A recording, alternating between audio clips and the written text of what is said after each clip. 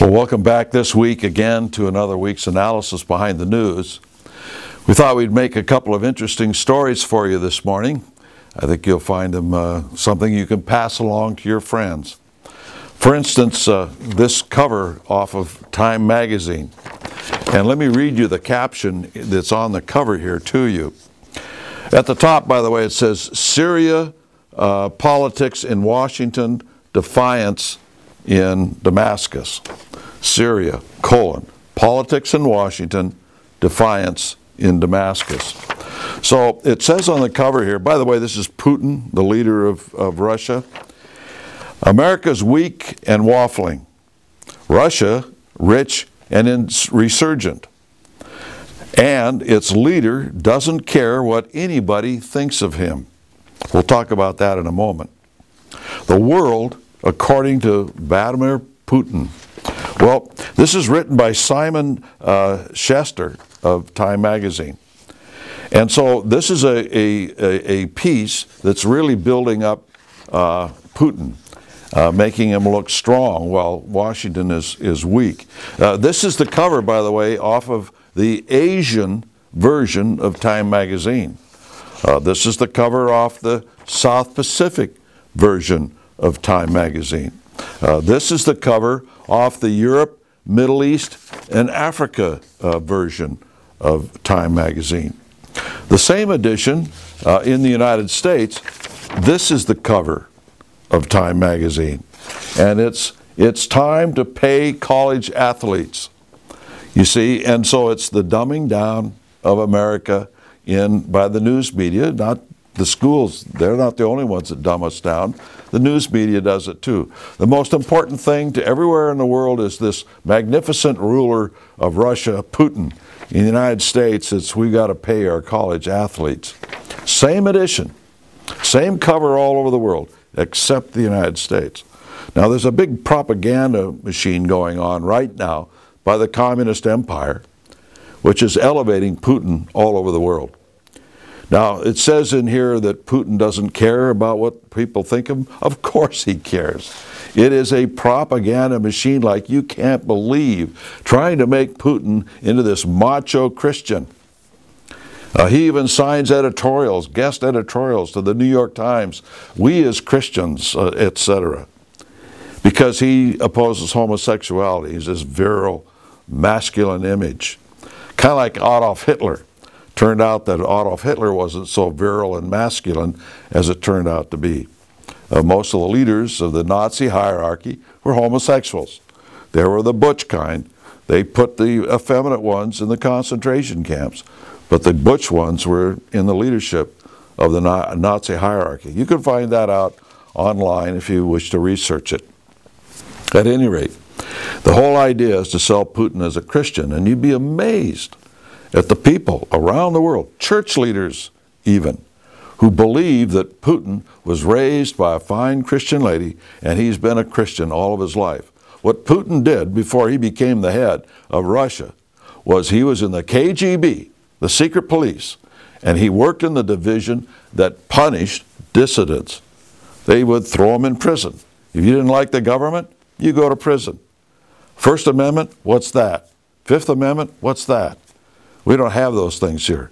Putin and company has now come to power from that kind of a division in the KGB. Another thing that we were doing was a story in the next month's bulletin of the John Birch Society. And our research assistant here took a look at it, at the AP photo that we had of something involving Chinese investment. It was a column. It will be in the October bulletin, by the way. It's a column talking about the Chinese coming into the United States and investing in the United States businesses, real estate and that sort of thing, and how we've got to stop this new treaty that's going on where the Chinese can come in and invest as much as $3 trillion in American companies. Well, it just shows the largest pork processing plant in the country. And the Associated Press, who sold us this photograph, had on there that this was a private enterprise from China coming in and buying this company. Well, you go to the government offices or Reuters or other places, and you find that the United States clears Smithfield's acquisition by China's Shanghai, however it's pronounced, a corporation. And nowhere in here does it say it's a communist government operation. It's a private corporation. They even, in some cases, even tell you who's invested in this thing from other companies. But we got a little suspicious. We said, wait a minute, let's look a little more into this thing. And so instead of going to American sites only, we went to Chinese sites. Here's, for instance, the Chinese website on the Shanghai group, and it's in Mandarin. Well, we don't speak Mandarin, but Google and Bing and those sorts of services have wonderful services where they can translate from Mandarin or German or anything else into English. And so they did a nice job for us and online translated it into English. And we find out that the head of the corporation is a Communist Party member. He served in the 9th and 10th National People's Congress as a representative of the Communist Party. He joined the People's Liberation Army there in China, so he's actually served there as well. And then you go to their website in English, and it says one thing. If you go to their website in Mandarin, it says something else. For instance, the English website on the CEO of this corporation never mentions that he's a Communist Party member, never mentions that he was in the People's Congress as a Communist Party representative and all the rest of it. He's just a fellow who's elevated himself because he's such a good manager. You go to the Shanghai, to the Mandarin website relative to the corporation, and then you have it translated into English. It tells a whole different story. For instance, here in Wikipedia in English, it says that Shanghai was set up by the local city government in 1958 as a single processing plant.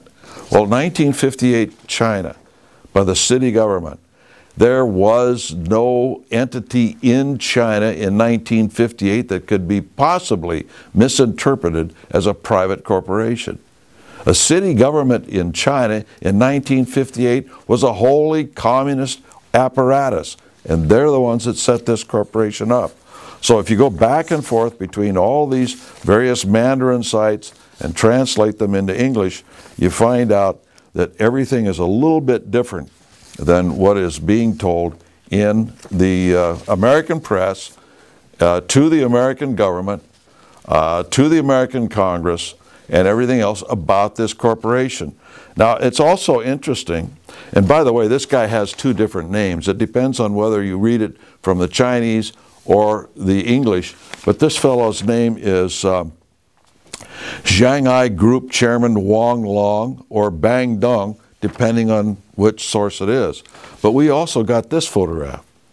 Now, this shows him giving the communist salute in front of his employees, giving the communist salute. Where did this photograph come from?